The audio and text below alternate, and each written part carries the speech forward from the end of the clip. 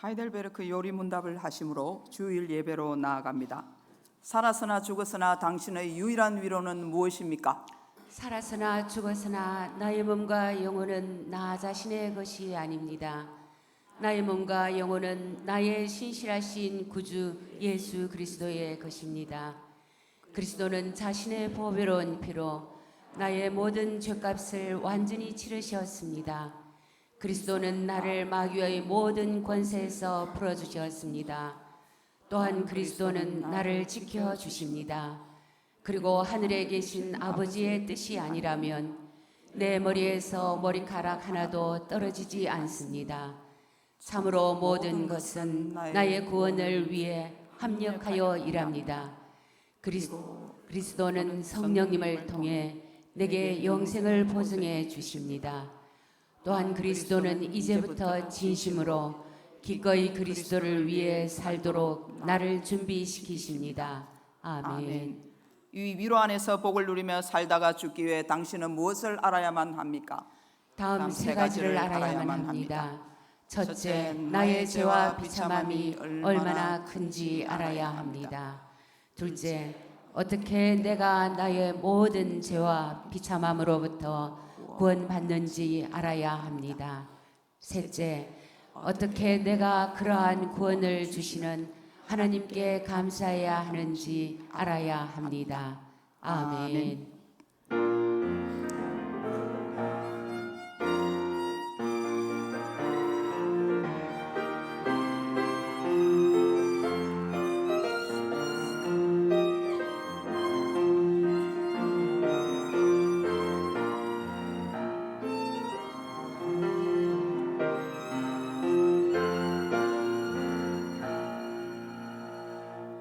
내가 전심으로 주께 감사하며 신들 앞에서 주께 찬송하리이다. 내가 주의 성전을 향하여 예배하며 주의 인자심과 성실하심으로 말미암아 주의 이름에 감사하오리니 이는 주께서 주의 말씀을 주의 모든 이름보다 높게 하셨습니다. 아멘. 우리의 산성과 방패이신 하나님, 감사와 찬송을 올려드립니다. 지난 한 주간도 권능의 오른팔로 저희들을 지키시고 늘 평안과 감사한 잔잔한 기쁨을 주심에 감사를 드립니다. 하나님의 자녀된 우리가 매일 말씀을 가까이하며 바르게 깨닫고 말씀을 지켜 행함으로 각자의 삶의 자리에서 복음의 능력이 나타나게 하옵소서. 항상 작은 잘못이라도 매일 돌이켜 회개하여 주님과 동행하는 삶이 되게 하옵소서. 세상의 어떤 소식이나 문제에도 휘둘리며 두려워할 것이 아니라 오직 믿음과 강력한 기도로 담대히 돌파하게 하옵소서. 이 거룩한 예배의 시간이 세상의 그 어떤 부와 건세를 누림보다 가장 복된 것임을 고백하오니 이 예배를 기쁘게 받아 주옵소서. 예수님의 이름으로 기원하옵나이다. 아멘. 찬송가 338장을 부릅니다.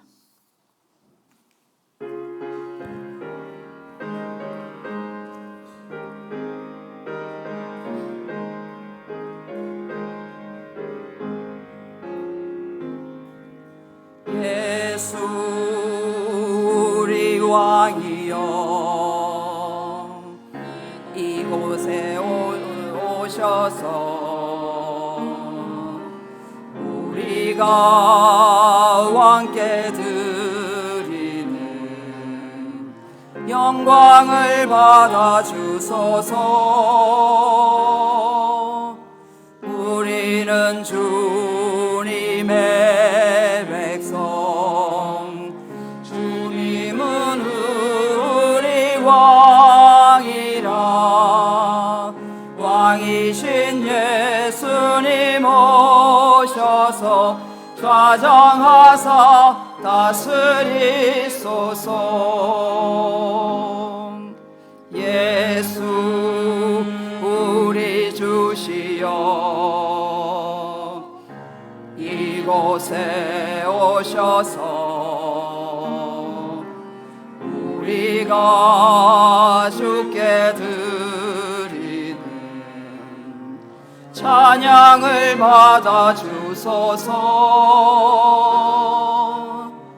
우리는 주님의 종들, 주님은 우리 주시라. 주 되신 예수님 오셔서 이 찬양을 받아 주소서. 성시교독은 58번입니다. 보라, 형제가 연합하여 동거함이 어찌 그리 선하고 아름다운고. 머리에 있는 보배로운 기름이 수염 곧 아론의 수염에 흘러서 그의 옷깃까지 내림 같고. 헐몬의 이슬이 시온의 산들에 내림 같도다. 거기서 여호와께서 복을 명령하셨나니 곧 영생이로다. 아멘. 우리의 신앙을 고백하겠습니다. 나는 전능하신 아버지 하나님 천지의 창조주를 믿습니다. 나는 그의 유일하신 아들 우리 주 예수 그리스도를 믿습니다. 그는 성령으로 잉태되어 동정녀 마리아에게서 나시고 본디오 빌라도에게 고난을 받아 십자가에 못 박혀 죽으시고 장사된 지 사흘 만에 죽은 자 가운데서 다시 살아나셨으며 하늘에 오르시어 전능하신 아버지 하나님 우편에 앉아 계시다가 거기로부터 살아있는 자와 죽은 자를 심판하러 오십니다. 나는 성령을 믿으며 거룩한 공교회와 성도의 교제와 죄를 용서받는 것과 몸의 부활과 영생을 믿습니다. 아멘. 찬송가 552장을 부르겠습니다.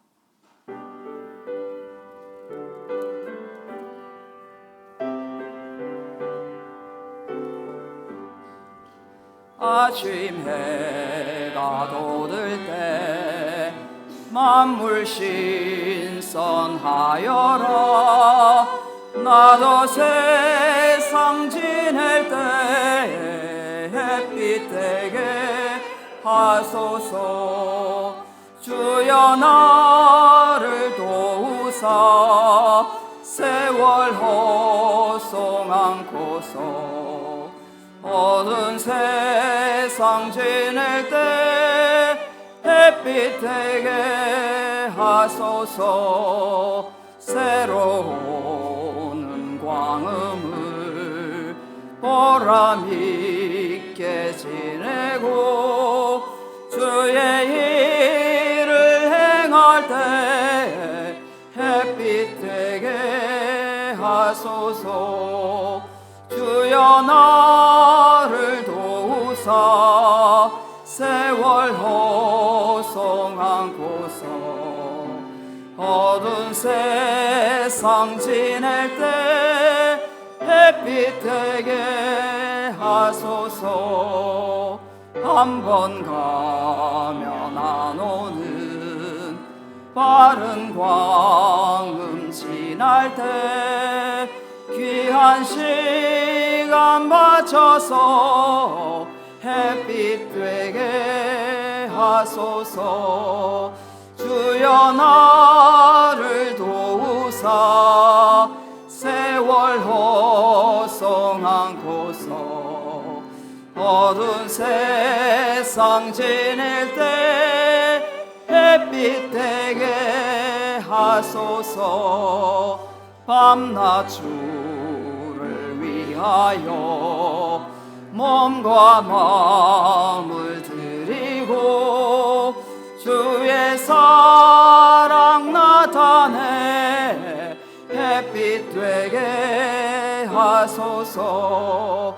주여 나를 도우사 세월 허송 않고서 어두운 세상 지낼 때 햇빛 되게 하소서.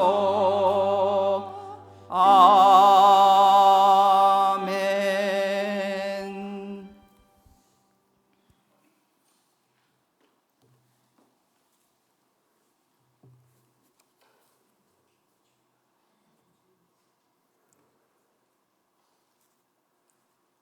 우리를 잊지 않으시고 자식을 보살피는 부모와 같이 우리를 보호하시고 지켜주시는 참 좋으신 하나님 아버지, 지난 한 주간 동안 저희를 지켜 보호하여 주시고 거룩하고 복된 주일 아침 성전에 모여 기쁨과 감사로 하나님께 예배드릴 수 있게 하여 주심을 감사드립니다.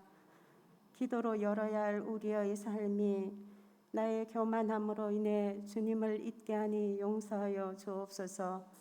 내 생각, 내 뜻이 아니라 하나님의 마음, 하나님의 뜻을 찾음으로 하나님을 기쁘시게 하는 삶이 되기를 원합니다. 믿음이 없이는 하나님을 기쁘시게 하지 못한다고 하였습니다. 아이의 아버지처럼 구하오니 내가 믿나이다.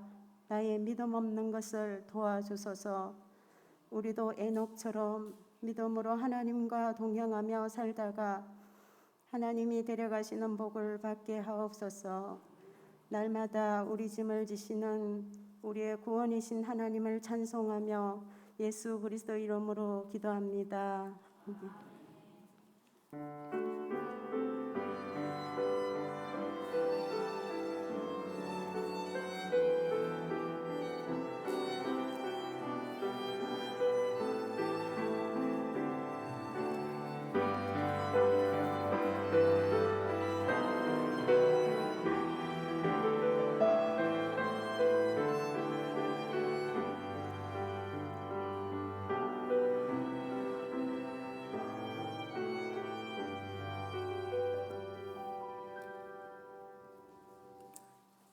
하나님께서 주신 말씀은 고린도전서 6장 14절로 20절 말씀입니다. 신약성경 270면에 있는 고린도전서 6장 14절로 20절 말씀을 한 절씩 봉독하시고 마지막 절은 합독합니다. 하나님이 주를 다시 살리셨고 또한 그의 권능으로 우리를 다시 살리시리라. 너희 몸이 그리스도의 지체인 줄을 알지 못하느냐? 내가 그리스도의 지체를 가지고 장녀의 지체를 만들겠느냐? 결코 그럴 수 없느니라. 장녀와 합하는 자는 그와 한 몸인 줄을 알지 못하느냐 일렀으되 둘이 한 육체가 된다 하셨나니 주와 합하는 자는 한 영이니라. 음행을 피하라. 사람이 범하는 죄마다 몸 밖에 있거니와 음행하는 자는 자기 몸의 죄를 범하느니라. 너희 몸은 너희가 하나님께로부터 받은 바 너희 가운데 계신 성령의 전인 줄을 알지 못하느냐? 너희는 너희 자신의 것이 아니라 값으로 값으로 산 것이 되었으니 그런즉 그런즉 너희 몸으로 하나님께 영광을 돌리라. 아멘. 주일 특송을 이병철 집사님과 이시우 성도님의 이중창으로 드리겠습니다.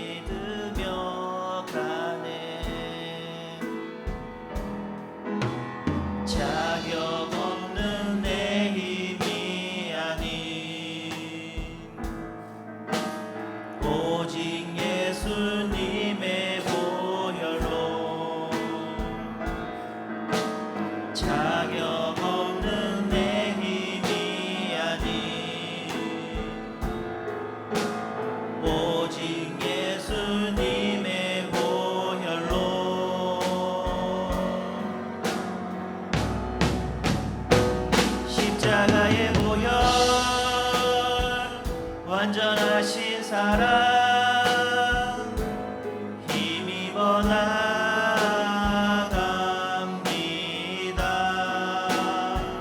십자가의 보혈 완전하신 사랑 힘입어 예배합니다.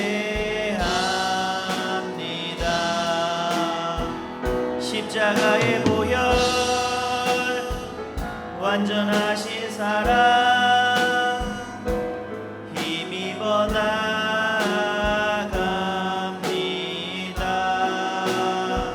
십자가의 보혈 완전하신 사랑 힘입어 예배합니다.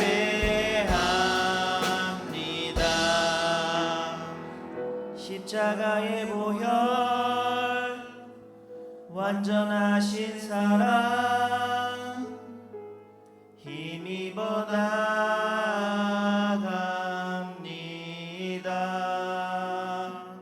십자가의 보혈 완전하신 사랑 힘입어 예배합니다.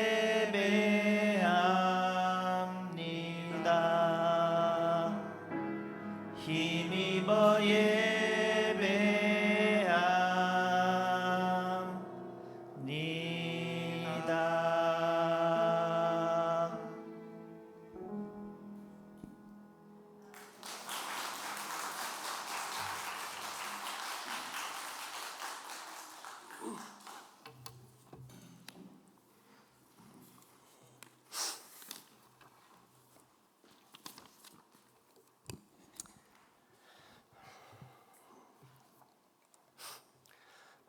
혹여라도 이제 저 두 분이 왜 함께 특송을 했는가 궁금하시는 분들을 위해 소개하자면 그 1대1 제자 영역에서 양육자와 동반자로 만나서 이렇게 교육을 했고 지금까지도 이렇게 일주일에 뭐 여러 번씩 이렇게 연락하고 또 묵상도 같이 나누고 이제 이런 사이입니다.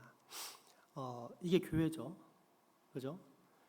사람의 종이 되어서 분란을 일으키는 것이 아니라 하나님의 자녀가 되어서 형이 동생을 돌보고 동생은 형을 존중하고 서로 사랑으로 하나 되어서 하나님께 영광 돌리는 것, 그게 교회죠. 사람의 뜻을 이루는 것이 아니라 하나님의 뜻을 이루는 교회. 저 둘이 얼마나 아름다운지 모릅니다. 또 먼저 된 자는 항상 산모입니다. 영적인 출생을 통해서 난 아이를 방치하지 않고 자기가 책임지고 끝까지 돌보는 영적 산부인과라고 보시면 됩니다. 우리 모두는 전부 다 영적 산부인과입니다. 근데 그런 역할을 우리 병철 집사님하고 또 교회 나온 지 얼마 안 돼요. 실제 이 교회 자체가 너무 낯설어요. 그런데도 병철 집사님을 잘 존중해주고 따르는 우리 시우 형제님 볼 적에 참 정말로 바람직한 멘토와 멘티다라는 생각이 듭니다. 평생에 그런 삶을 같이 살아갈 수 있도록 또 우리도 그렇게 살자 하는 격려와 서로의 축복의 박수 보내도록 하겠습니다.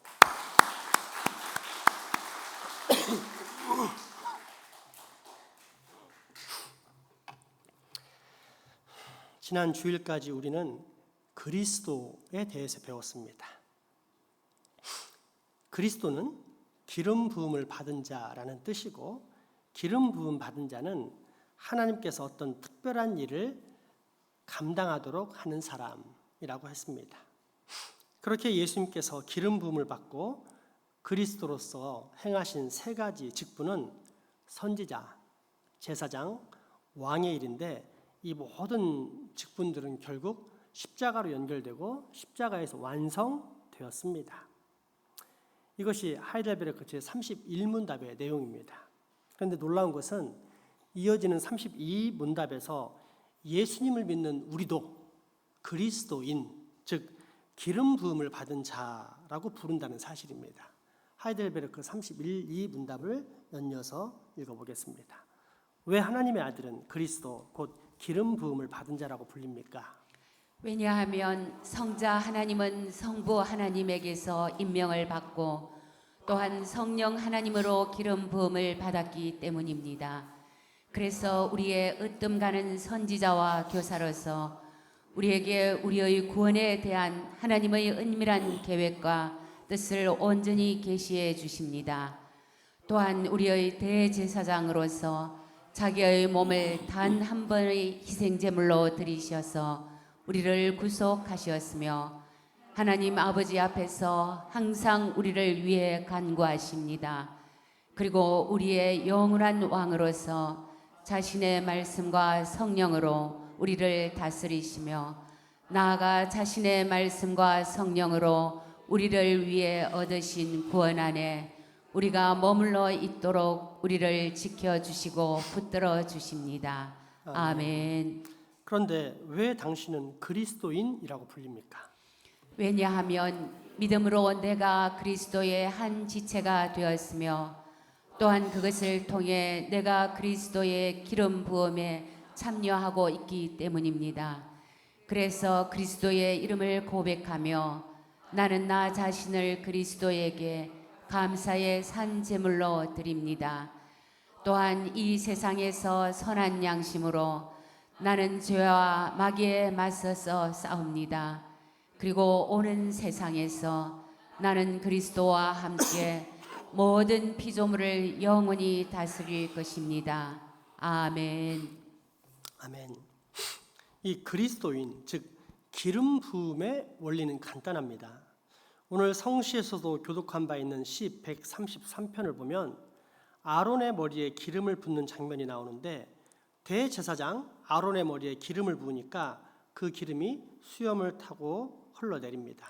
아론의 양 어깨에는 12지파의 이름을 새긴 보석이 있고 가슴 흉배에는 12지파를 상징하는 보석이 있었는데 거기에까지 기름이 흐릅니다.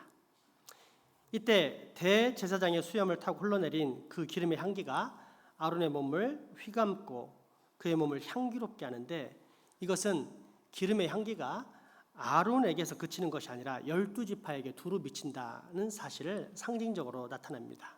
쉽게 말해 아론의 기름 부음에 이스라엘의 12지파가 다 참여하고 있는 것입니다.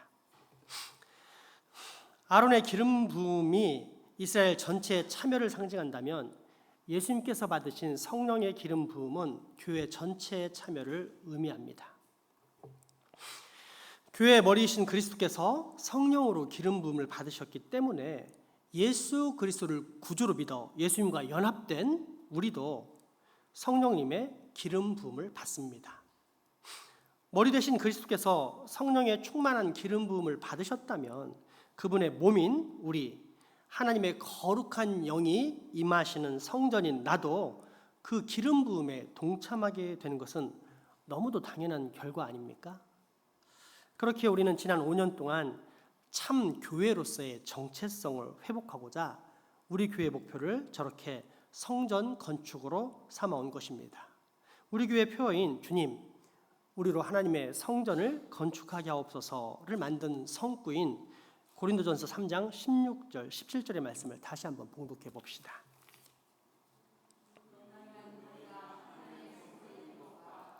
하나님의 성령이 너희 안에 계시는 것을 알지 못하느냐? 누구든지 하나님의 성전을 더럽히면 하나님이 그 사람을 멸하시리라. 하나님의 성전은 거룩하니 너희도 그러하니라. 아멘. 그렇다면 세상의 모든 교회들이 성령님의 기름 부으심으로 인해 거룩한 교회가 되어야 할 텐데 왜 현실은 그렇지 못한 것일까요?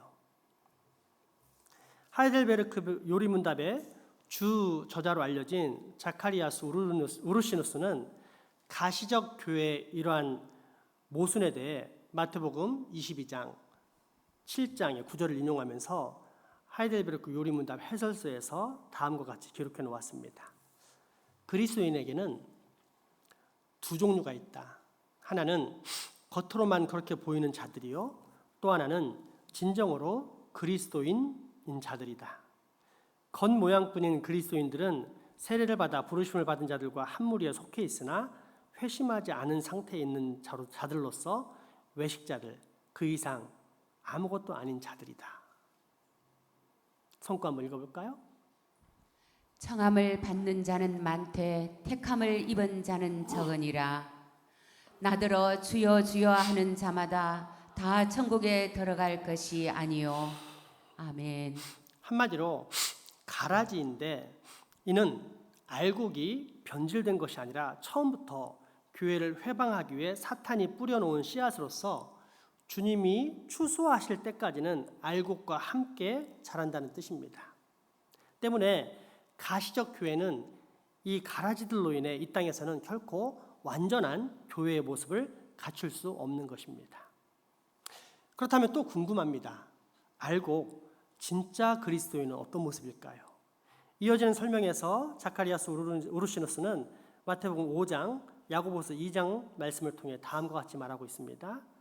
참된 그리스도인들은 세례를 받고 그리스도의 가르침을 고백할 뿐 아니라 참된 믿음을 소유하였고 또한 이 사실을 회개의 열매들로서 드러내는 자들이거나 아니면 참된 믿음으로 말미암아 그리스도의 지체들이 되었고 또한 그의 기름 부으심에 참여한 자들이다. 성구 읽어볼까요? 이같이 너희 빛이 사람 앞에 비치게 하여 그들로 너희 착한 행실을 보고 하늘에 계신 너희 아버지께 영광을 돌리게 하라. 나는 행함으로 내 믿음을 내게 보이리라. 아멘. 그러므로 여기서 우리는 알곡과 가라지에 대한 잠깐의 분별력을 갖추어야 하는데 두 가지입니다. 첫째 기준은 참된 믿음으로서 만약 그가 여전히 자신의 신념과 철학에 이끌려 자기 고집과 주장만 일삼는 사람이면 일단 가라집니다. 나아가 더 확실한 증거로서 만약 그가 살아계신 하나님의 말씀에 온전히 엎드리지 못할 뿐 아니라 무엇보다도 하나님의 기름 부으심을 입은 예수 그리스도를 믿는 참 믿음의 고백이 없다면 그가 아무리 교회에 오래 다니며 또한 그가 교회 안에서 어떤 높은 직분을 가졌다 할지라도 심지어 목사라 할지라도 그는 가라지라는 뜻입니다. 둘째 기준은 회개의 열매인데 만약 누군가가 가라지나면 그는 결국 자중심적 열매를 맺을 것이요 반대로 누군가가 알곡이라면 그는 반드시 성령의 열매를 맺게 될 것이다 라는 뜻입니다. 성령의 열매가 무엇입니까? 갈라디아서 5장 말씀 이렇게 말하고 있습니다. 오직 성령의 열매는 사랑과 희락과 화평과 오래 참음과 자비와 영성과 충성과 온유와 절제니 이 같은 것을 금지할 법이 없느니라. 이 열매가 희미하게든지 아니면 분명하게든지 나타나는 사람은 그리스도인이라고 할 수 있지만 이와 반대의 모습을 하고 있는 사람은 사실은 그리스도인이 아닌데 교회에 다니는 교인이라고 자카리아스 우르시누스는 말하고 있다는 것입니다. 그러면 여러분 주의를 살펴보십시오. 이 두 기준을 통해 보면 누가 알곡이고 누가 가라지인지를 어느 정도는 알 수 있습니다. 그럼에도 불구하고 함부로 정죄하지는 마십시오. 왜냐하면 우리에게는 누구나 영적 슬럼프가 있기 때문입니다. 저를 포함해 그 누구도 일평생 똑같은 내지는 늘 발전하는 신앙을 유지하지 못합니다. 순간순간 영적 슬럼프를 겪을 수 있습니다. 그런데 이 순간의 영적 슬럼프를 사랑의 인내로서 감싸주지 못하고 자꾸만 정죄하면서 배척하려고 한다? 그러면 아마도 정죄하는 그 사람이 가라지일 가능성이 매우 높습니다. 왜냐하면 사탄의 나라에 속한 가라지의 임무는 곁에 있는 알곡의 영양분을 빼앗을 뿐 아니라 종국적으로는 하나님의 나라에서 그 알곡을 뽑아 없애버리는 것이기 때문입니다. 물론 어떤 이는 가라지인 것이 너무도 확실해 보이는 그런 사람이 있습니다. 잠깐이 아니라 평생의 신앙생활이 그러했고 지금도 그러하며 앞으로도 전혀 변화 없이 그렇게 살아갈 가능성이 매우 농후해 보이는, 그래서 모든 사람이 저 사람은 가라지야 라고 생각하는 사람이 충분히 있습니다. 그럼에도 불구하고 우리는 이 역시 함부로 처리하지 않아야 합니다. 두 가지 이유인데, 첫째는 마지막 때에는 하나님이 그를 회개시킬 수도 있기 때문입니다. 그런데 어리석은 인생이 현재의 모습만을 가지고 함부로 정죄한다면 이야말로 정말 어리석은 행동이 될 것입니다. 함부로 가라지를 처리하지 말아야 할 둘째 이유는 그 가라지도 다 쓸모가 있기 때문입니다. 마태복음 13장 24절 이하에 보면 하나님의 나라에 대해 좋은 씨를 뿌린 밭에 좋은 알곡 외에 가라지가 난 사건 때문에 종과 주인이 대화하는 장면이 나옵니다. 종들이 가라지를 뽑을까요? 라고 물어보니까 주인이 대답하기를 가라지를 뽑다가 곡식까지 뽑을까 염려되니까 가만 놔두고 대신 추수 때 확실하게 구분해서 가라지를 전부 불살라버려라 명령하십니다. 만약 이때 가라지가 알곡을 해치고 그래서 알곡이 뽑히게 될 정도였다면 아마도 주인은 당장에 그 가라지 뽑아버려 이랬을 것입니다. 하지만 미미한 영향을 주고 나아가 알곡에게 심각할 정도는 아닐 뿐더러 오히려 알곡이 튼튼하게 성장하는 데 도움을 줄 수도 있다라고 판단했기 때문에 그렇게 놓아두라 추수 때까지 라고 명령하신 것입니다. 저는 이 진리를 목회 현장에서 여러 번 체험했습니다. 솔직히 저는 그렇게 맑고 거룩한 빛, 밝은 빛이 아닙니다. 그저 예수님께서 비춰주신 빛을 잘 간직하면서 반사하고자 노력하는 거울같이 약한 빛, 아니 약하다 못해 아예 보일 듯 말 듯한 희미한 빛이라 해도 무방합니다.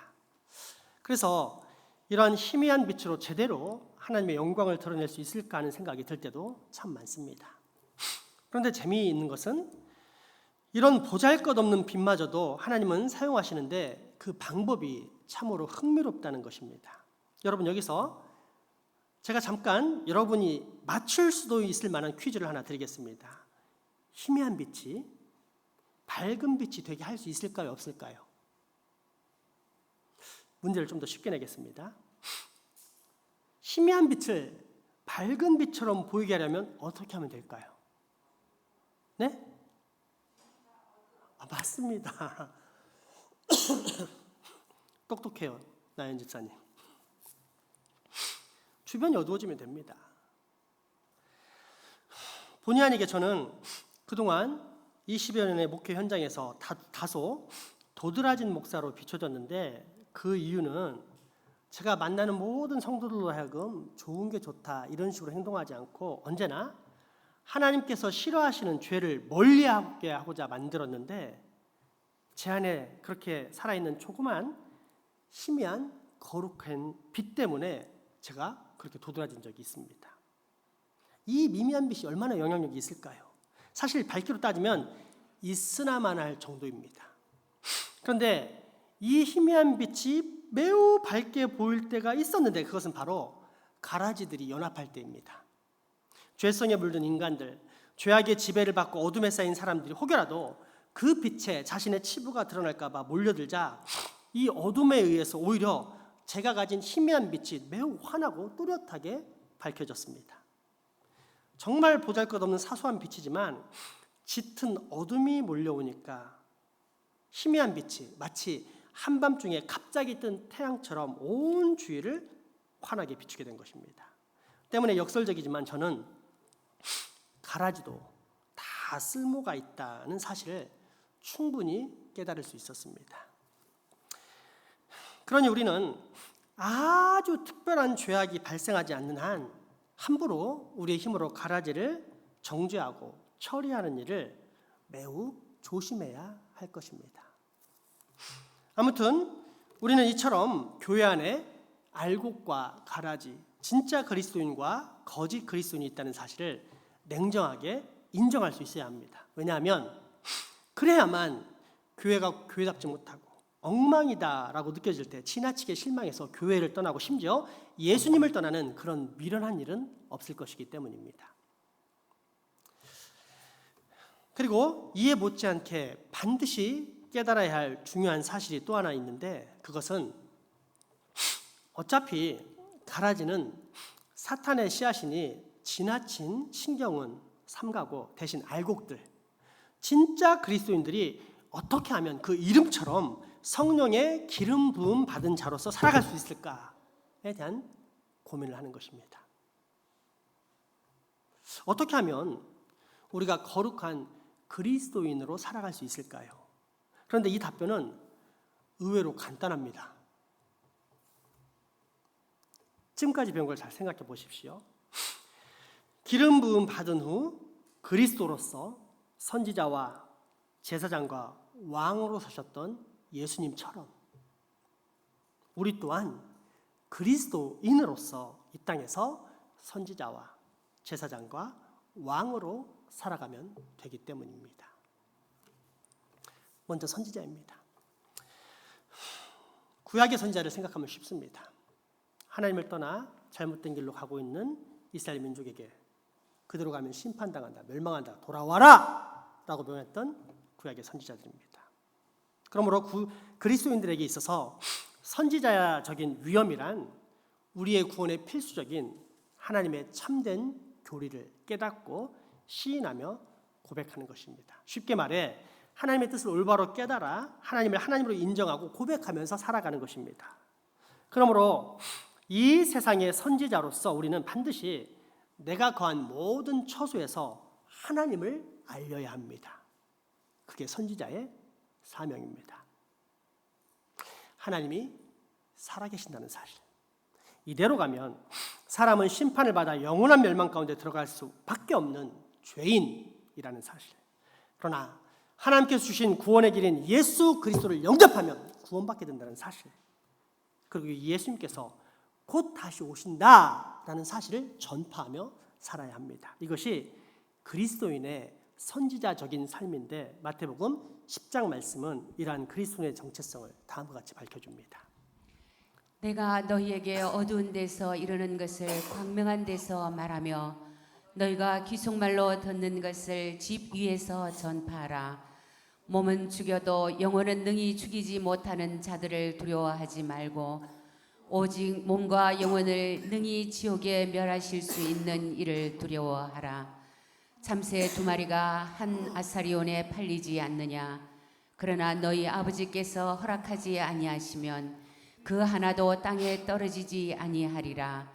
너희에게는 머리털까지 다 세신 바 되었나니 두려워하지 말라. 너희는 많은 참새보다 귀하니라. 누구든지 사람 앞에서 나를 시인하면 나도 하늘에 계신 내 아버지 앞에서 그를 시인할 것이요 누구든지 사람 앞에서 나를 부인하면 나도 하늘에 계신 내 아버지 앞에서 그를 부인하리라. 아멘. 구약의 선지자들은 하나님을 전파하지 않으면 가슴이 탈 것 같아서 견디지 못해서 하나님을 전파했고 그렇게 고난받고 박해받아 맞아 죽었습니다. 그게 선지자입니다. 여러분, 세상과 잘 어울리고 있습니까? 여러분은 실패했습니다. 선지자가 아니기 때문입니다. 둘째, 제사장직은 가르치고 간구하며 제사를 드리는 일입니다. 그러므로 이 땅에서 그리스도인의 제사장직이란 일단 다른 사람들을 가르치는 데 있습니다. 가나안 땅에 정착한 레위인들이 땅을 분배받지 않고 12지파로 흩어져 이스라엘 백성들을 교육했던 것처럼 우리는 세상 속에 흩어져 내가 만나는 사람들에게 참되신 하나님을 아는 지식을 보여주고 전달해 주어야만 하는 것입니다. 또한 제사장은 중보하고 간구합니다. 예수님께서 대제사장이 되어 우리의 구원을 위해 간구하셨던 것처럼 우리 또한 죽어가는 내 가족, 친척, 이웃, 교회, 나라, 민족, 전 세계 즉 하나님의 나라와 의를 위해 중보하며 간구해야 합니다. 나아가 제사장이란 적절한 감사와 순종을 먼저 스스로가 하나님께 드리며 또한 다른 이들로 하여금 이 감사와 예배와 순종의 자리에 나오게 하는 사람입니다. 히브리서 13장 말씀은 이처럼 하나님의 선을 이루고 찬양하는 것이 곧 우리 그리스도인들이 이 땅에서 천국 가는 그날까지 감당해야 할 온전한 제사장의 삶이라고 증언합니다. 히브리서 말씀 한번 보겠습니다. 우리가 여기에는 영구한 도성이 없으므로 장차 올 것을 찾나니 그러므로 우리는 예수로 말미암아 항상 찬송의 제사를 하나님께 드리자. 이는 그 이름을 증언하는 입술의 열매니라. 오직 선을 행함과 서로 나누어 주기를 잊지 말라. 하나님은 이 같은 제사를 기뻐하시느니라. 아멘. 마지막 셋째, 왕으로서의 삶은 예수님께서 십자가와 부활을 통해 죄와 그 세력, 마귀와 모든 그 지배를 깨뜨리시고 만군의 왕이 되시어 당신의 백성들을 성령과 말씀으로 통치하는 데서 기인합니다. 예수 안에 거하기 전 우리 주인은 누구였습니까? 죄, 사탄이었습니다. 때문에 우리는 죄의 지배 속에서 신음하며 사탄의 충동을 따라 시키는 대로 하며 살았습니다. 그러면서도 이것이 잘못이다 라고는 전혀 생각해보지 못하는 삶. 말 그대로 철저한 노예 의지의 인생이었습니다. 그런데 예수님께서 이 땅에 오사 이 철옹성과도 같은 죄의 여리고 성벽을 깨뜨리셨습니다. 나를 얽어매고 있던 세상의 그 어떤 강철보다 강력했던 죄 사슬을 탁 끊어주셨습니다. 우리에게 진리 안에서 자유를 주셨습니다. 뿐만 아니라 우리를 당신의 거룩한 백성 삼으사 지금도 말씀과 성령으로 통치하고 계십니다. 그렇다면 이제 상식적으로 한번 생각해 봅시다. 우리가 그렇게 구원받은 그리스도인, 지금도 성령과 말씀으로 통치받는 거룩한 하나님의 나라의 백성이라면 우리 안에 과연 죄가 거할 수 있을까요? 가능할까요? 지속될 수 있을까요? 잘못된 고집을 계속 유지할 수 있을까요? 불가능합니다. 불가능합니다. 둘 중에 하나인데 성령이 약하거나 하나님의 말씀이 생명의 말씀이 아니거나 아니면 내가 가짜이거나 딱 둘 중에 하나입니다. 절대 그럴 수 없습니다. 그렇기에 이제 우리는 죄와 마귀를 대적하며 살아갑니다. 오직 거룩하신 하나님의 은혜와 진리 앞에 엎드려 전에는 달콤했던 그 모든 죄악의 세력과 마귀의 충동을 대항하면서 날마다 처절한 몸부림 가운데 거룩한 전쟁을 하면서 살아갈 수밖에 없는 것입니다. 왜냐하면 만왕의 왕 되신 우리 주 예수님께서 온 세상을 얽어매고 지배하고 있던 그 모든 죄와 사탄의 권세를 깨뜨리시고 승리하셨기 때문입니다. 그러므로 진리 안에서 자유를 얻은 우리, 그래서 더 이상 노예 의지의 삶이 아닌 자유 의지를 가지고 있는 우리는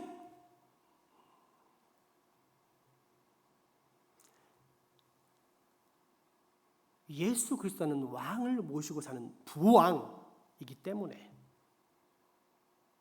역시 우리도 날마다 죄와 사탄의 권세를 정복하는 삶을 살게 되는 것입니다. 이것이 그리스도인의 승리입니다. 헤어지면서 예배를 마치고 헤어지면서 승리합시다. 한 주간 몸 건강하게 잘 지내다 봅시다. 가짜입니다. 이번 주에 큰 복 받기 원한다. 가짜입니다. 한 주간 내내 승리하신 예수 그리스도로 말미암아 우리도 죄와 사탄의 대적에 싸우자. 승리하자. 이게 왕의 모습입니다. 때문에 거룩한 전쟁을 통해 승리 가운데 이 세상을 정복하고 통치하면서 사는 왕 같은 우리 그리스도의 정체성을 베드로전서 2장 9절은 다음과 같이 선포하고 있습니다. 그러나 너희는 택하신 족속이요 왕 같은 제사장들이요 거룩한 나라요 그의 소유가 된 백성이니 이는 너희를 어두운 데서 불러내어 그의 기이한 빛에 들어가게 하신 이에 아름다운 덕을 선포하게 하려 하심이라. 아멘. 아멘. 이상이 선지자요 제사장이자 왕으로서 이 땅을 살아가는 우리 그리스도인의 정체성입니다. 그리고 이러한 삼중직의 사명을 감당하는 것은 결코 선택이 아닌 필수입니다. 왜냐하면 이 세 가지 직분을 행하는 것은 하나님의 형상과 관련이 있기 때문입니다. 눈을 뜨십시오. 여기가 가장 중요한 부분입니다. 정말로 중요한 부분입니다. 눈을 뜯고 귀를 열고 마음을 열어서 오늘 하나님께 주신 말씀을 잘 들어보십시오. 하나님의 형상으로 지음을 받은 아담은 인류 최초의 선지자이자 제사장이자 왕이었습니다. 그러나 범죄함으로 하나님의 형상을 상실한 아담은 그 직분을 온전히 감당할 수 없었습니다. 때문에 그리스도께서 이 땅에 마지막 아담으로 오셨습니다. 그런데 마지막 아담으로 오신 예수님은 하나님의 형상입니다. 즉 최초의 아담은 하나님의 형상으로 지음을 받았지만 마지막 아담인 예수 그리스도는 하나님의 형상 그 자체입니다. 그리고 하나님의 형상이신 예수님은 하나님의 형상으로 지어진 최초의 사람이 감당해야 했던 선지자와 제사장과 왕으로서의 사명을 완성하셨고, 그로 말미암아 예수 그리스도를 믿는 우리를 하나님의 형상으로 회복시켜 주셨습니다. 그러므로 이제 우리는 반드시 회복된 하나님의 형상이라는 관점에서 이 삼중직의 사명을 이해할 수 있어야 합니다. 즉 우리 그리스도인에게 선지자, 제사장, 왕이라는 이 세 직분은 있어도 좋고 없어도 특별히 큰 문제가 되지 않는 그런 것이 아닙니다. 나에게 능력이 있으면 이 사명 감당하고 없으면 포기하는 선택의 관점도 결코 아닙니다. 왜냐하면 우리는 하나님의 형상으로 창조되었기 때문에 이것을 행하지 않으면 사람이 되는 것을 포기하는 것이나 마찬가지이기 때문입니다. 다시 말해 선지자로서 하나님의 말씀을 탐구하는 것이 없고, 제사장으로서 하나님께 예배드리는 것이 없으며, 왕으로서 죄와 싸워 나가는 것을 포기한 채 그냥 되는 대로 산다면 이것은 세상이 흘러가는 대로 살아가는 죄악된 세상 사람들처럼 결국 거듭난 피조물 예수 안에서 다시 새롭게 태어난 온전한 참 사람이 된다는 것을 포기했다라는 말이 되기 때문입니다. 요약하자면 예수님께서는 아담이 타락하여서 감당하지 못한 그 직분을 회복하시려고 이 땅에 오셨습니다. 원래 사람이 가졌던 온전한 하나님의 형상, 그러나 아담의 죄악으로 망가져버린 하나님의 형상을 다시 회복시키려고 오신 것입니다. 따라서 만약 우리가 예수로 말미암아 구원을 받은 그리스도인이라고 하면서도 하나님께서 맡겨주신 직분과 사명을 감당하려 하지도 않고 그러한 의식도 없이 살아간다면 우리는 결코 바른 신자라고 말할 수 없다는 것입니다. 그러나 여러분, 예수님을 믿는 그리스도인, 곧 성령으로 기름 부음을 받고 말씀으로 통치를 받는 사람이 과연 그처럼 거짓된 사람, 즉 자기 탐닉과 게으름과 자기 만족과 안일에 빠져 사는, 그래서 주어진 직분과 사명을 감당하지 못하는 죄악의 사람, 가짜 인생으로 살아갈 수 있겠습니까? 결코 그럴 수 없습니다. 다시 그러한 죄악의 늪에 빠져 헤매며 사는 더러운 인생이 절대 될 수 없는 것입니다. 만약 그가 정말로 그리스도인이라면. 그리고 대신 이전에 행하던 영육간의 모든 음행을 끊고 오직 나의 영원한 신랑 예수 그리스도께 나의 순결과 정절, 신실함을 바치며 삽니다. 나의 생명 되신 예수님께 내 모든 생명을 드리며 또한 나의 모든 구원을 이루신 삼위일체 하나님께 날마다 숨쉬는 순간마다 온전한 영광을 올려드리며 살아갑니다. 왜요? 나는 원래부터 의인이 아니라 죽었다가 살아난 존재, 예수 그리스도의 피값으로 구원받은 존재요. 나아가 성령님의 거룩한 기름 부음을 받아 하나님의 형상을 회복한 존재. 그래서 날마다 성령과 말씀으로 통치를 받는 그리스도인, 즉 참 사람이기 때문입니다.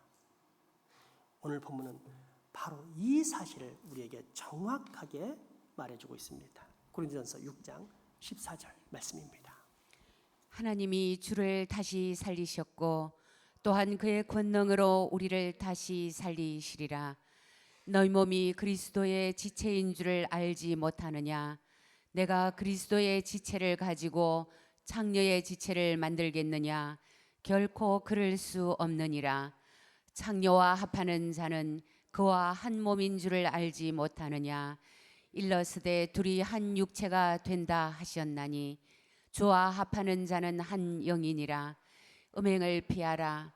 사람이 범하는 죄마다 몸 밖에 있거니와 음행하는 자는 자기 몸의 죄를 범하느니라. 너희 몸은 너희가 하나님께로부터 받은 바 너희 가운데 계신 성령의 전인 줄을 알지 못하느냐? 너희는 너희 자신의 것이 아니라 값으로 산 것이 되었으니 그런즉 너희 몸으로 하나님께 영광을 돌리라.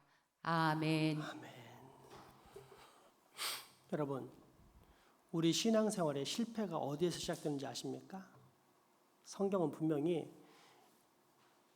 예수님께서 저 십자가에서 피 흘려 죽으심으로 그 피값으로 나를 샀다 그랬는데, 그러면 나는 예수님 것인데 여전히 나를 내 것, 내 인생은 나의 것이다 라고 생각하면서 내 인생을 내 마음대로 계획하며 살기 때문에 신앙의 실패가 생기는 겁니다. 아무리 하나님이 말씀하셔도 그건 남의 이야기고 내 이야기가 안 되는 것입니다. 거기서 신앙생활의 실패가 시작됩니다. 그러나 여러분, 만약 우리가 예수님께서 성령님의 기름 부으심을 받으신 그리스도인 것을 믿는다면 그 예수를 믿는 우리 또한 그리스도인임을 믿으십시오. 그리고 이 그리스도인은 이제 하나님의 형상을 회복하여 이 땅에서 선지자요, 제사장이요, 왕이라는 새 직분을 감당하며 살 수 있는 참 사람이 되었다는 사실도 반드시 믿으십시오. 그렇습니다. 우리는 단순히 구원받아 죽어서 천국 가고 이 땅에서는 막연하게 잘 살 것이다 라는 허망한 믿음을 가진 가짜 사람, 거짓 인생이 절대 아닙니다. 기름 부음 받은 그리스도인으로서 하나님의 삼중직을 위임받아 이 땅에서 선지자와 제사장과 왕의 직분을 감당하며 살아가는 참 사람입니다. 이 사실을 기억하시고 하이델베르크 요리문답 31, 2문답을 다시 한번 들어보십시오. 왜 하나님은 그리스도 곧 기름 부음을 받은 자라고 불립니까? 부 하나님에게서 임명을 받고 또한 성령 하나님으로 기름 부음을 받았기 때문입니다. 그래서 우리의 으뜸 가는 선지자와 교사로서 우리에게 우리의 구원에 대한 하나님의 은밀한 계획과 뜻을 온전히 계시해 주십니다. 또한 우리의 대제사장으로서 자기의 몸을 단 한 번의 희생 제물로 드리셔서 우리를 구속하셨으며 하나님 아버지 앞에서 항상 우리를 위해 간구하십니다. 그리고 우리의 영원한 왕으로서 자신의 말씀과 성령으로 우리를 다스리시며 나아가 자신의 말씀과 성령으로 우리를 위해 얻으신 구원 안에 우리가 머물러 있도록 우리를 지켜주시고 붙들어 주십니다. 그런데 아멘. 왜 당신은 그리스도인이라고 불립니까?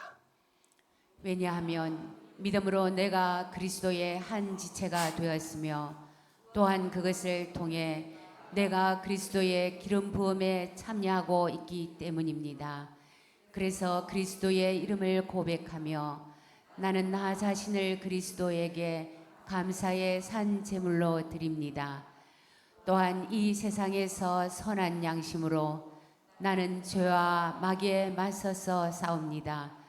그리고 오는 세상에서 나는 그리스도와 함께 모든 피조물을 영원히 다스릴 것입니다. 아멘. 여러분, 추잡하고 시시한 세상의 복에 일희일비하지 맙시다. 우리가 정말로 멋진 복, 하나님의 형상을 회복한 참 사람으로서 선지자요, 제사장요, 왕의 복을 받았다는 사실을 꼭 기억합시다. 기도합시다. 기름 부음 받으신 예수님, 그리스도 되신 당신으로 말미암아 내게도 성령님의 기름 부으심이 있다는 사실을 깨닫게 해주셔서 감사합니다. 주님, 내가 그리스도인으로서 더 이상 가짜 인생을 살지 않게 해 주옵소서. 하나님의 형상을 회복한 새로운 피조물, 거듭난 존재로서 이제는 참 사람의 인생, 곧 이 땅에서 선지자와 제사장과 왕의 직분과 사명을 감당하며 살 수 있게 하여 주옵소서. 예수님 이름으로 기도합니다. 아멘. 헌금하시겠습니다.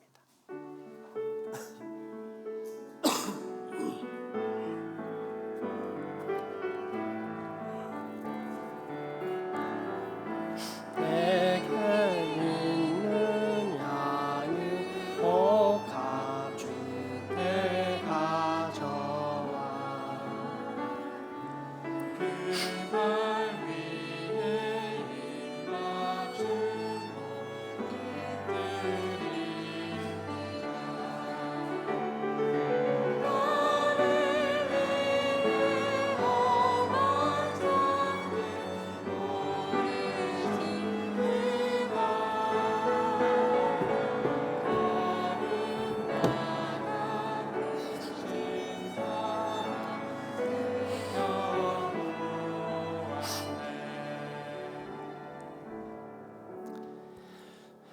살아계셔서 여전히 우리에게 생명을 주시는 주님, 오늘도 그 귀한 은혜를 깨달아 이처럼 헌금할 수 있게 하시니 감사합니다. 내 모든 삶의 주인이 하나님이시니 오직 하나님 아버지께만 내 마음을 담아 드립니다. 주님, 바친 손길 기억하사 복 내려 주옵소서. 에녹처럼 아버지와 동행하는 복, 아브라함처럼 믿음의 조상이 되는 복, 야베스처럼 이 땅에서도 큰 어려움 없이 형통하는 복이 물질과 마음을 들인 모든 주의 자녀들에게도 임하게 하여 주옵소서. 또한 이 헌금들은 모두 다 하나님의 나라와 의를 위해 사용되게 하사 우리 장생포교회에서 나가는 모든 헌금은 헛되이 낭비됨 없이 적재적소에 꼭 필요한 만큼 유통되는 생명의 복이 있게 하여 주옵소서. 우리 가족이지만 병환으로 이 예배에 함께하지 못한 환우들과 직장사업, 유학, 국방 의무 등으로 타지 해외 나가 수고하는 우리 가족들에게도 동일한 복을 주시고, 우리가 맡은 지역사회 불쌍히 여기사 이곳에 고린도 교회 역사처럼 택함받은 주의 백성들이 구원받고 기뻐 뛰며 춤추는 날이 속히 올 수 있게 하여 주옵소서. 예수 이름으로 기도합니다. 아멘.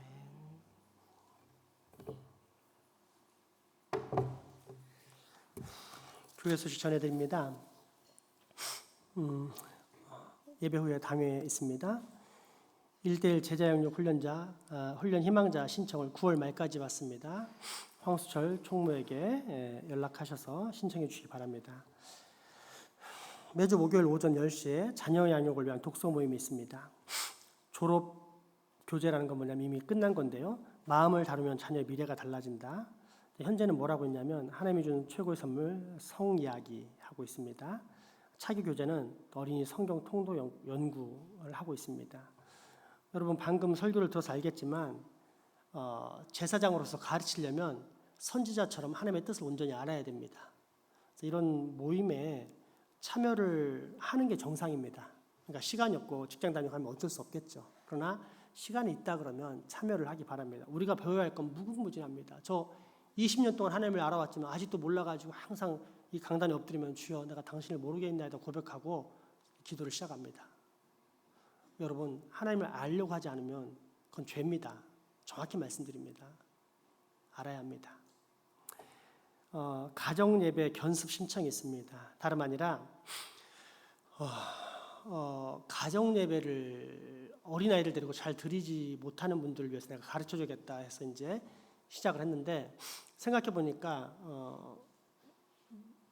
신앙의 연수만 높아졌지 이 가정 예배를 어떻게 하는지 모르시는 분도 있을 수도 있겠다는 생각이 들더라고요. 그래서 청년 포함해서 누구나 신청을 하시면 우리 가정예배 드리는 시간에 화요일, 목요일 보통 밤 9시인데 초대를 해서 같이 가정예배를 드리면서 한 번 견습을 하고 나서 집에 가서는 항상 드릴 수 있도록 하는 걸 목표로 하고 있습니다. 우리 박현정 사모에게 꼭 신청하시기 바랍니다. 강대상 꽃을 무명으로 봉헌하셨습니다. 예쁘죠? 이런 아름다운 손길들이 늘 있었으면 좋겠습니다. 또 우리 이상숙 집사님이 교인들을 사랑하는 마음으로 떡을 공개하셨습니다. 가실 때 맛있게 먹으면서 인사해 주시기 바랍니다. 잘 먹겠습니다. 우리 환우들을 위해서 특별히 좀 기도를 부탁드리겠습니다. 김순분 집사님이 많이 좀 건강이 악화되셨습니다. 여러분 기도 좀 꼭 부탁드립니다. 또 우리 이문길 집사님께서 이 시신경의 오른쪽 눈에 일부가 마비가 돼가지고 갑자기 와서 이렇게 치료를 1에서 6개월 정도 이제 받을 예정입니다. 우리 임 집사님 늘 예배 시간에 보면은 눈이 안 떨어지고 설교자를 잘 보시는데 오늘은 눈이 감기시더라고요. 한쪽 눈으로 계속 보면 피곤하거든요. 저희 아버지도 한쪽 눈 실명 위기가 있어서 지금 병원에서 치료 중이신데 이 눈이 안 보이면 자꾸 주무시더라고요. 이렇게 피곤하니까. 그러니까 여러분 감고 주무시는 분 다 이해합니다. 나이 들면 여러 가지 기력이 딸려서 예배 시간에 주무시니까 그거 걱정하지 마세요. 다 이해합니다. 뭐라고 안 합니다. 잘 주무시면 됩니다. 귀만 열어놓으세요. 눈만 감고 귀만 열면 됩니다. 어쨌든 우리 이민길 집사님 그럼에도 불구하고 기도를 통해서 크게 혈관 쪽으로 악화된 게 아니라 시신경만 마비돼서 감사하다고 고백을 했고 약 1에서 6개월 정도 치료한다니까 여러분 같이 기도해 주시기 바랍니다. 그래서 사랑하는 노 아들이 건강하게 모세처럼 살다가 하늘나라 갈 수 있게 해달라고 우리 건강을 위해서 기도했으면 좋겠습니다. 오늘 특별한 일이 또 있습니다. 우리 에스더, 마리아, 우리 사랑스러운 하나님의 딸들이 우리 교인들을 위해서 실학국을 마련했습니다. 그래서 끓여서 한 가정당 하나라고 했죠. 이걸 안 적어놨네요. 그죠? 한 가정당 하나. 제가 오늘 아침에 먹고 왔는데 너무 맛있어요. 그래서 이거 꼭 추천하고 싶다 생각을 했는데 꼭 가져가셔서 맛있게 드시고 우리 에스더와 마리아 여전도 회원들 보면 잘했다, 고맙다 이렇게 칭찬하시는. 그래서 우리 교회는 항상 뭐라고 해야 돼요? 사랑의 말, 기쁨의 말, 소망의 말, 은혜의 말 이런 것이 넘치는 진짜 교회가 되길 소망합니다. 아멘. 마음에 안 들어요? 다시 합시다. 아멘 해봅시다.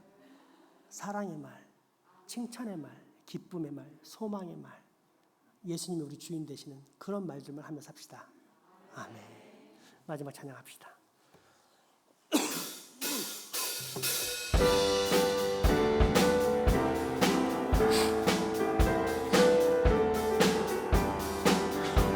문들아 머리 들어라 들릴지어다 영원한 문들아 영광의 왕 들어가시도록 영광의 왕 들어가신다. 문들아 머리 들어라 들릴지어다 영원한 문들아 영광의 왕 들어가시도록 영광의 왕 들어가신다. 영광의 왕이시는 강하고 능하신 주로다. 전쟁에 능하신 주시라.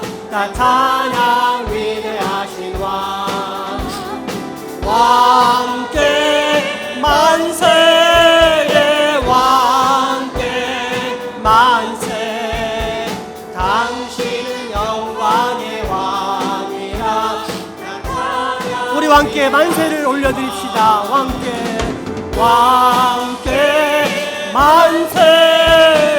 왕께 만세. 당신은 영광의 왕이라. 난 찬양 위대하신 왕.